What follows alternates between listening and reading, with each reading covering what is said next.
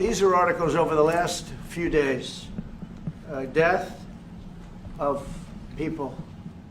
Death, death, death, horrible death. Turn the lights down and just put this on. It's right behind you. Johan. There's nothing this parliament can do. With or without you, people are going to occupy land. We require no... When you look at the videos, I mean, how does it get worse? And these are people that are officials, and they're saying that kill the white farmer and take their land. Let me clarify that, because what you saw, the speeches that were being made, they're a small minority party, which is allowed to exist in terms of our constitution. But you do allow them to take land. No. You do allow them to take land. Nobody can and then take when land. they take the land, they kill the white farmer. And when they kill the white farmer, nothing happens to them. No, there is Nothing happens to There them. is criminality in our country.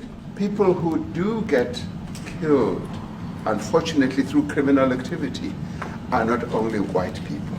Majority of them are black people.